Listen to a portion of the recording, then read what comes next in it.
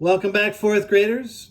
We're moving on to our resolution, the end of our story. In chapter 13, if you remember, Scott Spencer, that character from the beginning of our story, enters back in. Scott Spencer, the same character who stole $5 from Evan's lemonade stand the very first day, he's back. He's back in chapter 13 and plays a fairly important role as we get to the end of our story. So if you remember in chapter 13, Evan is playing some basketball with some of his buddies, and it's a super hot day out, and one of his friends, Jack, invites them all over to his pool.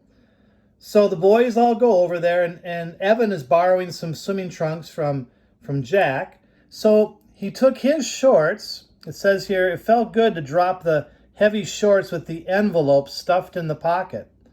Then, just to be sure, he put his shoes on top of his pile of clothes. He didn't want anything happening to that money. So if you remember, that envelope of money was just stuffed in Evan's pocket. And now here he finds himself at somebody else's house swimming, and the envelope is still there in his pocket with all those boys around, $208 right there stuffed in his pocket. Now, of course, you should be able to trust your friends. Absolutely. You should think that it's a safe thing to put your clothes piled up there in the room. But if you remember, as the chapter went on, they were playing in the pool, they were playing basketball, and every once in a while somebody would go in the house to use the bathroom or get a drink. It says down here, just then, when Evan thought the afternoon couldn't get any better, it did.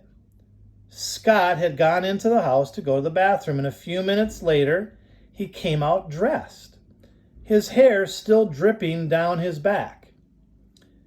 I gotta go, he said, jamming his foot into his sneaker. Did your mom call? Asked Ryan. Nope, I just gotta go, he said. See ya. And he ran out the gate. Great, shouted Evan. Now the teams are even.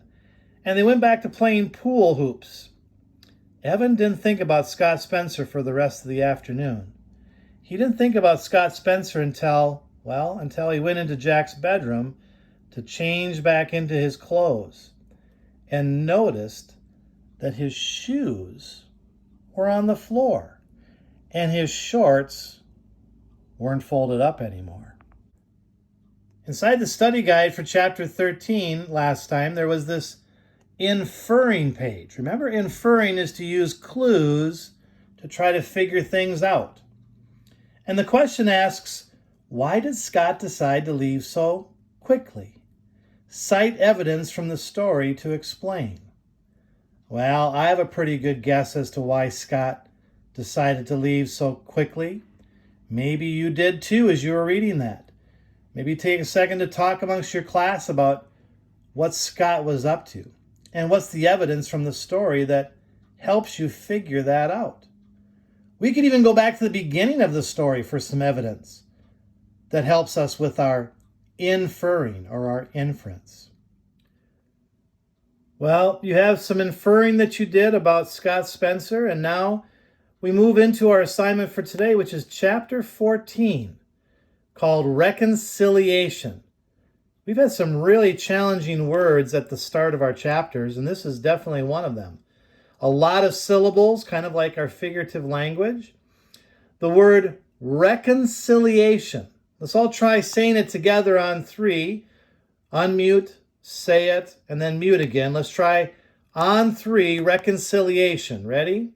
1, 2, 3. Wonderful. Reconciliation. Tough word, reconciliation. Maybe say it to yourself now. After you've said it out loud, say it to yourself with your mute or mic muted. Reconciliation, reconciliation. Reconciliation is the act of bringing together after a difference, as in reconcile numbers on a balance sheet or resolution.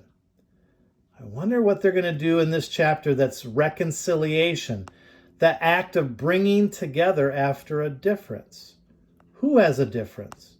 And how are they going to bring those together after that difference? Or I guess you could say disagreement or error or problem. The act of bringing something together after a problem. All right, well, have fun reading this final chapter in our story today, and we will see you again tomorrow.